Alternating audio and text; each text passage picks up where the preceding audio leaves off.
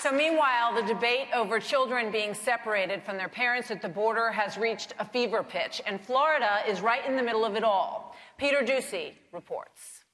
Where are the children? The Sunshine State is in the spotlight because the second largest temporary shelter hosting border crossing kids split up from their parents is in Homestead. And we want to see these children get back with their parents. But immigration authorities in Florida have been busy long before the family separation issue boiled over. There are 760,000 unauthorized immigrants in Florida, third most in America. We cannot have policies in place that encourage others to undergo the same dangerous journey that's happening now, because that's inhumane. Since President Trump took office, ICE arrests in Florida are up 76%, far outpacing the 30% uptick nationally.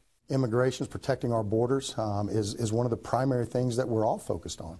And we have our military that's overseas fighting that front for us, but we have to do it right here. Experts say visitors who overstay their visas make up most of Florida's undocumented aliens, and that orders from D.C. to be stricter when enforcing immigration laws play well in parts of the peninsula. You have a significant proportion of the population, non-Latino population, which is largely seeing immigration through the eyes of the administration. Most of the talk about the border these days is focused on California and Arizona and Texas, but Florida has more than 1,300 miles of coastline. Thousands of illegal immigrants are apprehended at the coastal border in this country every year, and you can't keep them out with a wall. Brett and Martha? Thanks to Peter Ducey. Congressman DeSantis, as Peter was reporting, right now there are approximately 1,200 migrant children being housed in 3 detention facilities here in the state of Florida. Should these separations ever have been used by the administration as a deterrent to illegal immigration, or was that a mistake? Well, here's the thing. I think that the folks who come illegally, if they come with minors, they should be reunited with their families, but it should be in their home country. You should not come illegally.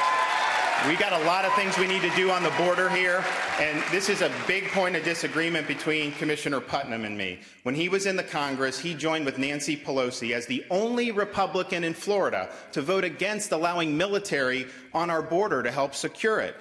When he was ag commissioner, he endorsed the Schumer-Obama Gang of 8 immigration amnesty, the biggest amnesty in history. It would have lowered wages for American workers, and it would have created an incentive to come illegally. And when we had a chance in Florida to do E-Verify, which is the #1 thing you can do to shut off the job spigot, it would raise wages, increase the rule of law, and be good for taxpayers. He twisted arms in the state Senate. He helped kill it behind the scenes. So I appreciate he's saying to put Florida first, but he didn't put Florida first there. He put his big donors who want cheap foreign labor ahead of the interests of our citizens. Commissioner Putnam, I want to give you the full time to respond to a full question. Your opponent in an ad calls you Amnesty Adam. Well, that's rich for somebody who voted in a agricultural bill to give food stamps to illegal immigrants. But look, oh, that's not true. Know that. Here's the deal. Here's the deal. Let's talk about Florida. Our immigration laws need to be enforced. The president has laid out 4 pillars: secure our borders, end the visa lottery, reform chain migration, and bring a permanent resolution to the DACA children. Washington, yet again, as recently as this week, Washington, yet again, let us down and let the president down by not passing us a fix to immigration. And here in Florida, our 21 million Floridians are paying $100 million a year to feed, clothe, and house criminal illegal aliens in our prison system. That will end. That has ended. That will end as part of my Secure Florida First agenda. The sheriff you saw in the clip has endorsed me. Ron, your sheriff has endorsed me.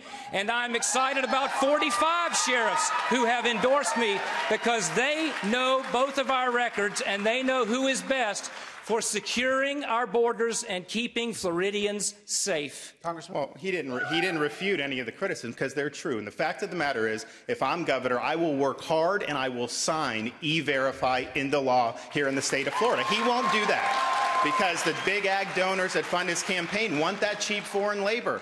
That lowers wages for Floridians. It's bad for the rule of law. It's not good for taxpayers. And for him to say that I somehow supported benefits for illegal, that is dead wrong. I voted against a voted farm bill that had Obama's food stamp program codified. That was a terrible bill. I was right to vote no on that. So what he's saying is not true. The criticisms of him, he is weak on the border, he's been weak on illegal immigration, and he supported the Obama-Schumer Gang of Eight immigration amnesty, which is a terrible piece of legislation.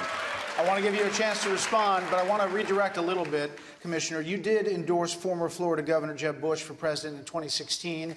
Many people thought a part of the reason he lost was because of the immigration issue. Do you still think he was right? Look, he was my friend and our governor. And was a great governor. And so, but let's talk about the immigration situation. Yes. I mean, I am proud of what he did for our state. He was focused on Florida. I am focused on Florida. My Secure Florida First plan will reinstate the relationship with ICE that went away under the Obama administration so that they will be detained and deported by the feds and not on Florida taxpayers' dimes. I am supported by the law enforcement, PBA, FOP, and 45 sheriffs because they've seen both records and endorsed me to be the next governor to keep Floridians safe. That's what a Florida First agenda is, and that's what the governor of Florida should be focused on. Gentlemen, thank you.